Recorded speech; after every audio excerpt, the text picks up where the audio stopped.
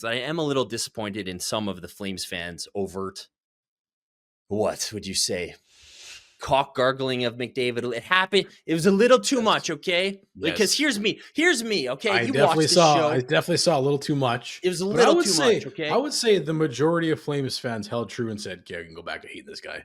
A lot of the majority of Flames fans I saw were just like, still hate the fucking guy. I'm glad Canada won. Still hate him. Going from the Four Nations level of hockey to the Flames game. Holy shit. Versus the Sharks last night. Looked like a fucking Pee-wee game. Pee-wee? I'd say more like Adam C in like freaking rural Alberta. That was a tough watch last night. Pull out the win, though. Found a way to win. Not the win. All right, let's start with Four Nations. I got to ask. I mean, look, before the tournament, I knew that I was probably going to end up cheering for Canada, even though I was trying not to because of McNeckbeard. Did you hold out? I feel like you held out. Bro, I held out. It's funny you asked me that because that's what everybody's been asking. I'm getting DMs all day. Well, did you actually they're like, come on, you cheered when McDavid scored the winner, right? It's like, did you cheer? You certainly cheered. And I'm like, no, I was pissed. I held out till the bitter end. I'm a man of principle.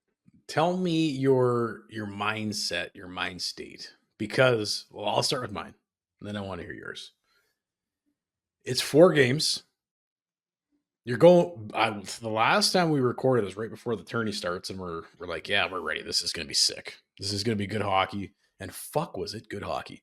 That first game against Sweden, oh, man. After that, I think we texted. We're like, holy fuck, that's the best hockey game we've seen since I can fucking remember. That's probably the best game since the World Cup, since that Team North America that was so electric played. Like, I remember Johnny set up McKinnon to score in overtime against Sweden. I think it was amazing. That's probably the best game since then. It was unbelievable. Prior to game 1, I'm like, I'm not cheering for McGreasebeard. Therefore, I don't know if I'm just going in neutral. I went in neutral and I just let my heart guide me the rest of the way, but I ended up cheering for Canada. And I must admit, I did cheer when McDavid scored I felt dirty, still feel dirty, but hey, I've gone right back to hating the following day. So it is possible. It is possible to pause the hate and the loathing for 2 weeks. Even though, game 1, Sweden, right? McDavid got 1 assist, didn't really do too much else in the game. It was the Sidney Crosby show, let's be honest. Game 1 against Sweden. So that made it easy. You're just kind of like, yeah. But even then I was like, I don't know. I was like, I wasn't really like, when Marner stirred, I was like, fuck, yes. But more so, I was amped up on the level of hockey that we just witnessed. And to see Sid do what he did, you're always going to have a spot in your heart for Sid, the golden goal. And then you're just like, man, this is fucking. And then the fucking US-Canada game starts with 3 fights, back to back to back. The Tkachuk brothers are doing their thing. And then, dude, once that animosity kind of started to build, I'm just like, fuck, we got to beat these fuckers. So, yeah, it was one of those things. And then obviously I'm on board. I'm like, I'm cheering to beat Finland so we can see a rematch. More, I would say 80% because I want to see the best 2 teams play again and see that animosity play out and what might happen next. Storylines abound. But there's 20% of me just like, yeah, I want to stick it to these fucking Americans. Now they're going off. They're talking shit, right? They're bad-mouthing Canada and Canadian hockey. And it's just like, no. It's not your game. It's not your game. I knew. It's still our game.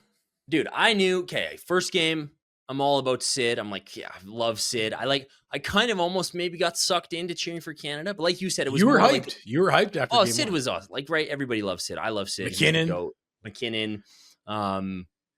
I mean, it was just a great game more than anything. So I was like, holy shit, that was amazing. But I knew as soon as I saw the Americans play and Chucky, I was like, hey, I'm gonna take a step back and like, okay, let's see what Chucky's got. Like, is Chucky gonna get me amped up? I think he is. Doesn't disappoint. No. Was fucking awesome against Finland. Yep. Scores twice, assist. Him and Brady are absolutely crushing everybody and doing their thing. So I was like, yeah, okay. I'm on board with the Americans for sure. Like you said, I wasn't really going in like actively rooting for the States. I was just rooting for, okay, if somebody beat McDavid, please. That's because that's really all I do in my life day to day is like, hey, what's going on tonight? I just want McDavid to lose. But after the performance the Chuck Bros put on in the game against Finland, and they had all this stuff honoring Johnny Gaudreau, honoring his legacy with his jersey there, his dad's there, giving the player of the game the Johnny Gaudreau jersey. I'm like, okay, I'm all in on this. The Johnny Hockey Chance. Johnny Hockey Chance going on. I was all in on the States. So I was like, yeah, okay, I'm going with my boy. I'm going with Matthew Chuck. He hasn't let me down yet in this. Well, he let me down when he was in Calgary, but didn't let me down in the finals last year. I'm going with Chucky. Let's go. Then he starts this fucking brawl. Dude, he's revitalized the Battle of Alberta and the US-Canada rivalry in the last 5 years. What a dude. And dude, as soon as he started fighting, and look, props to Hagel, and I was hyped up on Sam Bennett fighting. Dude, that was a fucking heavyweight tilt. Holy fuck. Dude, they were trying to kill each other. Well, you saw, and it's funny because we did mention this on the pod leading up to the tournament, and it's just like you got all this political back noise happening. You got the Canadians are booing the American anthems. You know, all the players are like, don't like it, don't love it. These guys play in the States. It's not, it's one of those things. And I know we've always talked about this. Is just like, we watch sports to fucking escape from all that bullshit. So we're not going to be talking about that shit on our podcast. And I think it's just like, whatever, do what you got to do, boo if you got to boo, but really like the players have nothing to do with it. You know, it's not really necessarily the right outlet in my opinion, but it is what it is.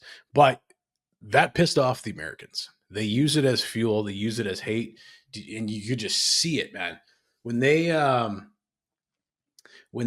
were playing in Montreal, game 1, the States and Canada, when the American anthem came on and the fans were booing, you could see in both Kachuk's faces. Yeah, they were just like fucking fueled by hatred and rage. I think at the end of the day, it came back to bite them.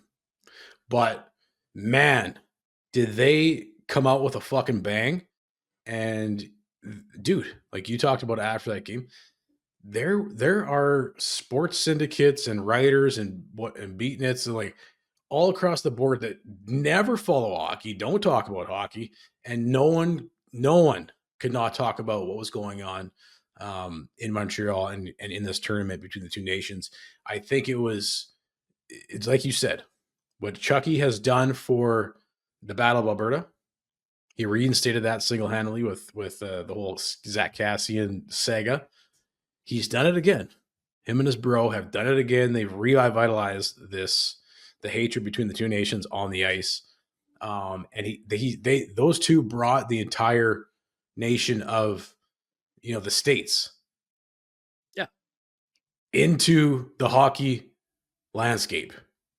Like you said, it was going viral to across millions, like people who never talk about hockey. And I know it's obviously was exacerbated by, the political stuff, but I mean, still like millions of people who don't give a shit about hockey were tuning in and being like, and were they tuning in for the goals? No, they're tuning into like, holy shit, 3 fights in 9 seconds. Yeah. I think it was perfect. It was written perfectly by the hockey gods. The United States, the Americans win the first game. Now the entire country of the United States has piqued their interest, and everybody is tuned in. Like the ratings for the final game. The final game was the most highest watched hockey game in like 30 years. Insane. So, and it's funny because like Trump's doing his little trolling thing with calling Justin the governor of the 51st state or whatever the hell it is. I think it's great. I think it's awesome. You have it just, like I said, it grows the game, it builds the game. And I just think that, and I've listened to a lot of sports radio when I'm in the car, and across the board, everyone's like, this was an absolute slam dunk, fucking home run, fucking grand slam put on by the league, because that's what Bettman is. His ultimate goal is to grow the game, especially in the United States. And I mean, worldwide, I think this caught a lot of attention, and I just think it's really good for the game of hockey. Well, and see, doing this tournament, I think this will maybe kind of be a bit of a one-off in terms of how incredible this tournament was. Because if they do it again at All-Star break, like it's probably never going to have the same amount of like juice that it had this time. This is the first one. I don't know, man. I don't know. It will have tons. As long as the Kachuk brothers Yeah. are still playing in the league, and there's more players like them coming up through the generations, and we'll see. I mean, it's like the national pride has always been there for Canadians. Doesn't matter. It just so happens that we've always been so much fucking better than everybody else that, it's like that Summit Soviet series, where they were actually trying to kill each other on the ice. Like, that was the next closest thing. But I don't know. I feel like this will probably continue on for at least a decade. Oh, will for sure. Well, for sure, might not be as intense. I'm a little worried about like guys getting injured and clubs having issues. There's with a lot of injuries. It was at the same. I think this just highlighted why this was such a huge win for hockey. Was that it was kind of it was at the same time of the NBA All-Star game, and I'm not a big NBA guy. I maybe watched it in the past, but it's like LeBron sat it out, and I saw sometimes in the playoff I'll tune in, but fuck, yeah, it's just nowhere. It just shows because it shows the difference. It's right. It's like the NBA All-Star game is a total joke. The NFL whatever has turned into a flag football game, and it's like the NHL guys in an exhibition game are trying to fucking kill each other for their country. Yep. Sam Bennett, Brandon Hagel, Matthew Tkachuk, Brady Tkachuk, JT, Colton, all of these guys. McDavid's going all out. McKinnon. And that's what you're saying pre-tournament to these people who are like, no, I don't know if the competition's going to be there. It's like, as soon as, like, have you met Nathan McKinnon or Sidney Crosby or McDavid for that matter? Like, do you think McDavid's never played for Team Canada? Nope. This is his first time playing. Same with the Tkachuk brothers. Well, same for a lot of players. So these guys are absolutely pumped up, and it means so much more to a lot of hockey players than it does really any other athletes. You always hear them wanting to go to the Olympics. Like, as much as I hate the guy, McDavid's probably been sitting in a hyperbaric chamber for the last 12 years, waiting to play for Team Canada, just injecting like BioSteel into his butthole and just like absorbing all these nutrients just to be like, he wants to go play for Canada. He wants to play with Sid. And he wants to get out of the loserville in Edmonton. But it just really highlighted. And I saw PK, a lot of his analysis was going viral just regarding this whole thing. Is like the NHL gives you everything you want out of sports. That's why hockey is different, right? Where maybe you tune into an NBA game and there's, guys not really playing a lot, or they're like sitting games out a lot. It's like, no, these guys are willing to go to fucking war in the middle of their season in an exhibition tournament for pretty much nothing other than bragging rights, and they're ready to kill each other. And that's why hockey's great. And that's why everyone should watch it. And that's ultimately why we all love hockey, right? Was that game right there. That's the game you show to somebody who's like, why do you love hockey so much? And I also thought it was kind of funny. I made this comment on social media. I was like, that was like, dude, that US-Canada game was pretty much like every other Tuesday at the Saddle Dome for 4 or 5 years when we had Tkachuk and Bennett. It's like, that's a Tuesday, man. That's a fucking Tuesday against Vancouver when Tkachuk and Bennett were around mucking shit up. And boy, do I miss until that. It couldn't be a ride every night. I really hope Brad wasn't watching that game, because he was probably like, nah, shit, man, this is too much. Can't be a riot. Someone tell Tkachuk and Bennett to go chill out down there. They've got to reel it in. It can't be a riot. It can't be a riot every night, guys. Well, Lucic probably was texting them after the game. Probably just texted the whole Team Canada and said, guys, you got to calm down. Can't be a riot tonight. But even Kevin Durant. He was tweeting like, "Go watch hockey. This is way more interesting and intense. You want to see intensity? Go watch hockey." Like, I unbelievable the amount of exposure that the game of hockey got, especially in the United States during this tournament. Just love it. I will say, as somebody who was rooting for the Americans, I knew America was cooked, not just because of like the bright, like you know, like they beat Canada and there was like some shit talk going on, which, you know, I like. Dude, Brandon Group Hagel's quote, chat. even though I love Matthew Tkachuk, Brandon Hagel's quote where he's like, he did it for the camera, I did it for the flag. That's a fucking all-time quote right there. Yep. I love Brandon Hagel now. Well, dude, yeah, you But could I just knew as soon as all the kind of like people who don't watch hockey, even though it's good they're watching hockey, it's like all the Americans who like didn't understand that yep, that was like an exhibition game and the final hadn't yep, been played yet. Like you yep, saw all these people be like, "Oh, we came into their barn and we beat their ass at their own sport." Bunch of loot, not realizing that like, yep, okay, you're still gonna probably have to play them in the finals.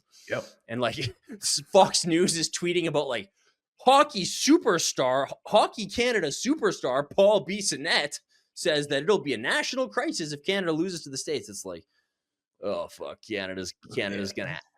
gonna beat their ass because this is bad juju. This is like you always know, right? Yep. What's Well, the term? that Don't count your chickens before they hatch. I knew yeah, as soon as that yep. discourse was going online, I was like, McDavid's gonna make these guys look like clowns and he's gonna beat them. Well, you knew, yeah. Like at that point, I always call it the moral high ground.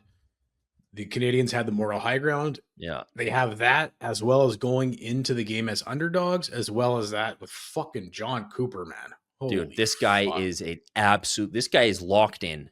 To me, that was the biggest takeaway Yeah. from the entire tournament was, wow, John Cooper is an absolute fucking legend. This is not even I don't even know what that is. Way beyond a masterclass. Yeah. Like I would sit and wait for half an hour after the games just to hear what he had to say. His breakdown, his analogy, the way he communicates to the players, his outset, his overlook, like just fucking killed it.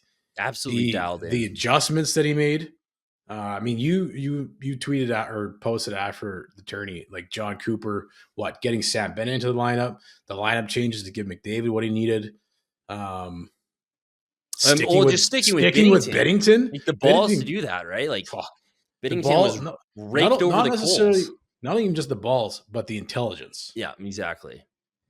And from that perspective, the way he describes it is, going into the tourney, they knew they were going to stick with one guy, and all he did was he was in Binnington's ear the entire tournament. When he had every right, and everybody else was being low on Binnington, and probably Binnington needed himself. There was John Cooper there. It's like, no, you're the guy, bro. You're the guy. And not only did he save the game, against the Swedes in overtime, he was fucking great. He was unreal. He makes that huge pad save, and then Crosby picks it up, and what a goal that was! Fuck. The old I'm gonna go offside and then drop it back to Martin. Yeah. Like that reminded me of, we always talk about that Lemieux goal where he lets it go between his legs. You watch it, you're like, I have never seen. I've been watching hockey my entire life. Yeah. In 30 years plus, I have never seen somebody make that play. And there's Crosby doing it for a fucking set up an overtime winner. Give me a fucking break, dude. Beautiful. But yeah, That's Cooper, unbelievable. I just knew, like you said, we had the moral high ground, plus John Cooper's making all these adjustments. Plus, you looked at how locked in these guys are. I could tell, man, the Americans, like you said, they got overjacked, they got overzealous. And this is the difference between being the best in the world, basically forever. I'm talking about Canadian hockey. We're the best. And that's the difference, is like these little nuances of the game within the game. And even just the post-game comments from the Canadians versus after the Americans, like that was their final. Like they were kind of internally celebrating, like, yeah, we got him. Like you said, like, dude, that was an exhibition game. You ain't got shit. And just how fast Cooper adjusted. Because even in Finland, you're like, yeah, here's the new lines. You're like, oh, those are way fucking better. Sticking with Binnington, yeah, he just had those guys. The putting Marner on McDavid's line is a stroke of genius. That wins. Like, I know everybody's talking about what a bad play Matthews makes or Fox makes on the OT goal, but like that's a fucking unbelievable play by Mitch Marner on that 100%. Rim. Like he takes that, like that's why Fox takes a weird route, but he gets to him slow because Marner takes that off his skate in 1 millisecond onto his forehand, onto McDavid's. Like that was incredible. That was the play of the tournament. Dude, that had shades of the golden goal, did it not? Same corner. And you know what? Fuck, dude. I knew this is the other thing. Like, 'cause I'm still cheering for the Americans. I want Chucky to. I want to see McDavid lose again. See, I don't even like him being around all these winners. I don't like him. Like, I don't want any Sid or like McKinnon or anything rubbing off on him at all. I want to be stuck in Well, Edmonton with a bunch of losers. that was always in the back of my mind. Is like, at least if we lose, McDavid is going to be a bigger loser than he was before. So I'm still cheering for them. But as that game went on, I'm like, okay, like I got this feeling because if you remember, it was a very similar game, same score. The overtime goal gets same in the same manner. But even like the McDavid Crosby comparison, remember that game back in 2010? Sid didn't have a very good tournament. Not that McDavid didn't have a good tournament. He was great. He had like 5 points. But he wasn't as like dominant as maybe as we kind of thought. Like he wasn't like destroying everybody every single night like he does in Edmonton. Up until the game winner, I'm like, you know what? This guy, he can be beat. Exactly. You know, like He's human, kind of. Yeah, he looks human. Yeah. Like there was points, like even like what was it? Was it the final game? No, can't remember what game it was. But I'm like, oh shit! I legit I tweeted this, and I actually legit forgot he was on the team for like 30 minutes. I'm not even kidding. Yeah, he wasn't as impactful. Again, like that's just comparing. He's the best player in the world. But as that game went on, I got a sense of it. I was like, hey, I remember that.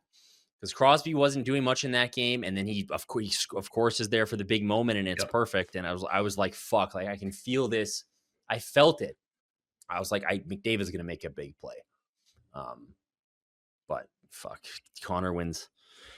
Connor wins this round. Damn you, McDavid. So I am a little disappointed in some of the Flames fans' overt. What would you say?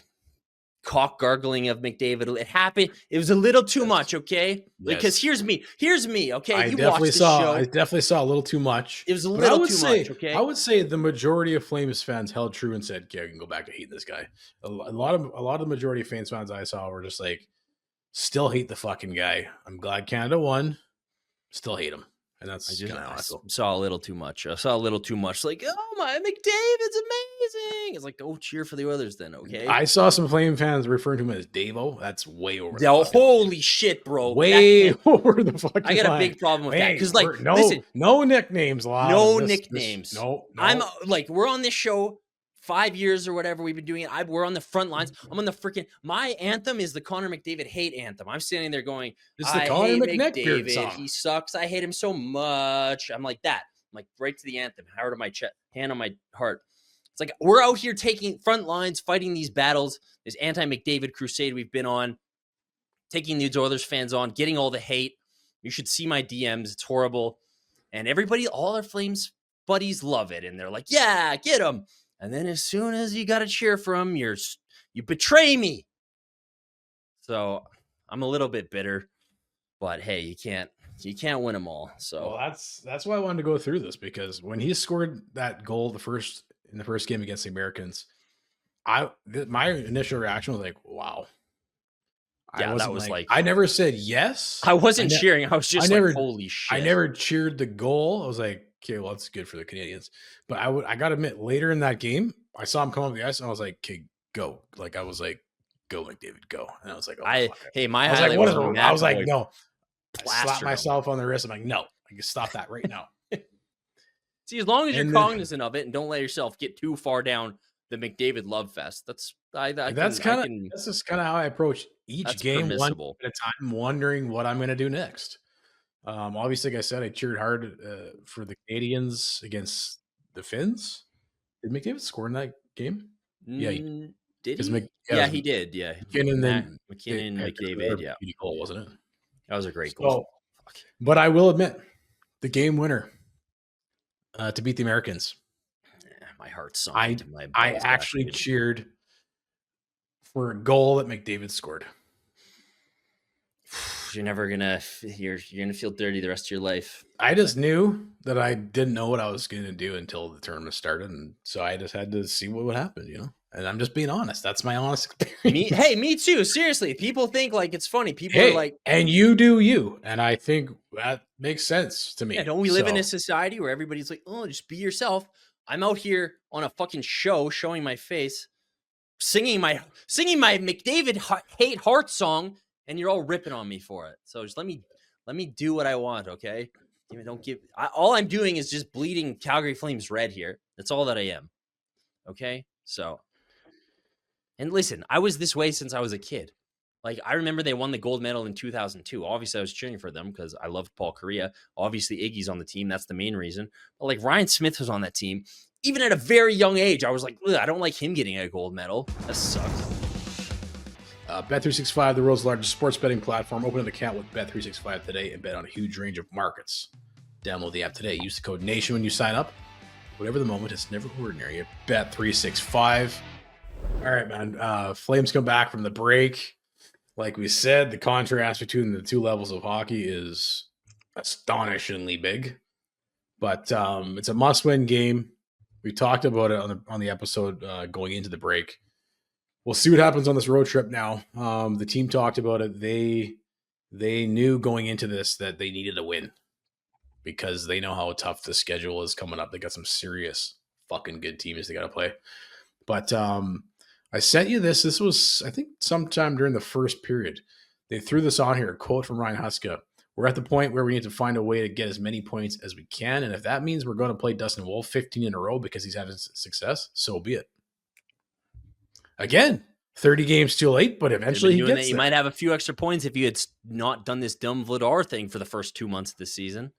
3 months. Yeah, you probably have at least 6 more. At least. So Vancouver lost last night, right? Dude, they are back to being some like serious question mark. There's some Pedersen shit going on. Pedersen fucking blows. He's getting angry on the bench. Yeah. Tocchet's just like, you can tell Tocchet is pissed. Tocchet's having his Daryl Sutter with Huberdeau moment with Pedersen. So I don't know if that's what follows that is potentially losing the room. I don't know. We'll see how the goaltending situation, man. Like fucking what's his face is injured again. Yeah, Demko. I don't know what's going on with him. So they call Shilos back up, and it's just like, man, I don't know. Like, you're looking at the gauntlet ahead of us. If you can go 500 on this trip, I think you can tread water enough. You still have a fucking hard-ass schedule for the rest of January, but... Yeah, I think all you got to do is survive. Just, like, get through this somehow. But Vancouver's got an easier schedule, I think. So, I don't know. I mean, again, it's going to come down to how much can Dustin Wolf carry this team? Yeah. How much of a bump do you get from Zari and Ball, the return of those two? I think Zari looked okay for his first game back last night. He's playing with Backlund and Coleman, so that's probably just a nice way to insulate him back into the lineup. We'll see how that develops. Frost is looking good on the PP. PP's looking the best it's looked in the last 2 years. It's funny because Frost keeps like throwing these cross-ice passes across, and people are like, "What the fuck?" Like players on the ice, like we can. Whoa! I wasn't expecting that. What was that? Just went flying right by me. Or how about whoa? A pass on my stick? Whoa! It's right on my tape. It's usually in my feet. I usually get a blind spin pass from Huberdeau from 40 miles away. But I just want to say, like, it's funny how, like, last night, it still is the Dustin Wolf show. Like, even against a team like the Sharks. Yep. How many breakaway saves did he make? I think the high danger chances when all said and done were like 15-14 Flames. So they gave up a lot to the San Jose Sharks, who are like, what do they have, 15 wins this season? Dude, Celebrity looks like he's 10, dude. He pretty much is. Born in 2006, you said? Will Smith looks like he's 12 years old. It's crazy. Born in 2006. That's when I was celebrating the Oilers losing to Carolina. See, this is how much I hate the Oilers. Yeah. In 2006, they go to the finals. You were hating the Oilers long before these players were even fucking born. It's insane. I'm in school, and for some reason, my mom had found a Carolina Hurricanes jersey at like some we used to have local sports stores in Canada. Best mom ever. Yeah, in Alberta, like, you know, you just have like not even stores for sports, but like a local hockey store. Now everything's gone. But she found like some clearance Carolina Hurricanes jersey that I like. I never knew what to do with it. I was like, I like the Carolina Hurricanes. Fucking came in clutch. Game 7. I think it was on a Sunday night. Next day of school. All my friends are Oilers fans. All of them. Every last one. Show up. Not a word to anyone. Nobody knew I had this jersey. Show up in the Carolina Hurricanes jersey after they just lost the Stanley Cup for the Hurricanes. With just the biggest shitting grin on my face. Dude, that is baller. That was one of the best days of my life. It's fucking baller. Anyways, not sure how the young kids. But Dustin Wolf still was unbelievable last night. I think the Flames got out in the second period. high danger chances for San Jose were something like 6-3 at 5-on-5. 6-3 all situations. Wolf was great. Even against the Sharks, he has to keep you in it. Like, that's just the name of the game. Is like, Wolf, for you to win, Wolf has to make huge saves almost every given night. It's crazy. Which he does, though. Which he does. That's so, yeah, why Ryan Husker, ride him for 15 games. That is why I'm just like this. They're not done yet. They got Dustin Wolf. Yeah. Well, yeah, it's been. So we'll see, man. I mean, like we already talked about. We don't have to talk about it anymore. But man, these 5 of the next 6 opponents are fucking. I mean, Washington just spanked the Oilers. Yeah, maybe Florida. Fuck, it's gonna be really tough though. Haynes tweeted before the game, tonight will be Dustin Wolf's 15th start since the start of January. Only Vasilevsky and Mackenzie Black would have started more. Just to couple that with the Huska quote, Huska gets the fucking, he's on board now. He's got the memo. Watch the show. Somebody sent him the show in November and said, these guys know what they're talking about. Basically, get Wolf in there. Wolf in there every single game if you have to. He's fucking young. He can handle it. Is there any back-to-backs on this? There's one, right? You got is it Tampa, Carolina back-to-back coming up? Is it actually back-to-back, or is there a day between everything? I do believe the Carolina, the second half of a back-to-back. 27. No, there's no. Holy shit! This thing goes forever. I forgot you go to Philly and Dallas after the. Holy smokes, dude! So there's no actual back-to-backs. They play Washington tomorrow, and they have a day off. Then they play Tampa. Then there's a day off. Then they play Florida on the 1st of March. Oh, yeah, the Carolina game is a back-to-back. You're right. I'm a fucking idiot. I even knew as you were looking at the schedule that I was right. I was just waiting for you to catch well, fuck me then, eh? Shove a stick up my ass and call me a candy apple. Yeah, call you a fucking McDavid lover, eh? We're gonna really insult this guy. Never. And then they play Kuzmenko and Pelche, and then to Dallas. Whew, that's brutal. They survive, like we said. Kuzi scored his first against the Oilers. Did you see him like charming the media as he does? Everyone's like, "This guy's insane." He was like, he couldn't stop laughing. He's awesome. Like lucky. What did he say? He's like, surprise goal for me. Very interesting. Surprise. Everyone's like, what the fuck are you talking about? Surprise goal for me. But like we said, if they make it through this trip and are still kind of in the playoff mix, they deserve to be it. They deserve to be there.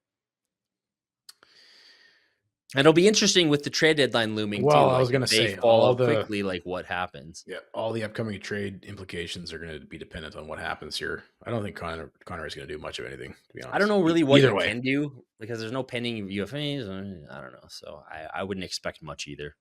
Sorry, everybody who wants to trade Anderson. After the win, Wolf goes ahead and sets another record. Dustin Wolf became the 5th fastest U.S.-born rookie goaltender to 20 wins in a season. So, yeah, another week of hockey, another Dustin Wolf record. He's 10 off, so he's getting up there. Like I didn't expect him to be hitting this soon. So he's 120 as a rookie. Second rookie goalie in franchise history to do that. He could close it on the record pretty quick. Mike Vernon won 30 in 1986, 1987. 10 more wins, and Dustin Wolf will tie the all-time Calgary Flames record set by Mike Vernon for wins by a rookie goaltender in a single season. I saw Stan Bowman, great GM. Somebody asked him, because obviously Stuart Skinner sucks, but somebody was like, hey, do you need a goaltender? I mean, he's not going to say yeah, but it sounds like the Oilers management is at least somewhat comfortable with their goaltending, which is fucking music to my ears. Perfect. This is beautiful. This is what we want. We don't want them, because we said this after they lost in the finals, and it was like Stuart Skinner was actually pretty good in the finals. We were like, this is actually good, because it's like then they believe that they're all good. They don't have to make any changes. We were one of the few people being like, I don't think their offseason additions were of the best. They weren't particularly great. They haven't really been excellent. Like Skinner's been okay, I think. Jeff Skinner. But they didn't address their biggest needs. That's all. I kind of hope they kind of maybe get, they're just like, yeah, we're fine. We don't need to do much, and just kind of like go quietly into the playoffs. No big trades, no big additions. Don't address your maybe like you were telling me this last night. Maybe they make a big splash and make a big stupid move and go out and get somebody who they don't need. Like, why do they need John Klingberg? They don't need him. Go get another crappy defenseman. So really all I'm living for at this point is like, this is what it's PV Mart is shutting down, which really bums me out. McDavid's successful. That's bumming me out. So I need something to lift my spirits. I need like an Oilers burnout. I need a Dustin Wolf Calder trophy win, or maybe a Flames hardcore tank so we can pick in the top 5. That's really all in my little heart. Hey guys, thanks for watching. Be sure to check out more of our content right here on the Flames Nation YouTube page. We had a bunch of great long-form interviews. You can check out some videos we've done as well outside of the studio. And of course, if you want more writing or merchandise stuff, flamesnation.ca or nationgear.ca. Appreciate you watching.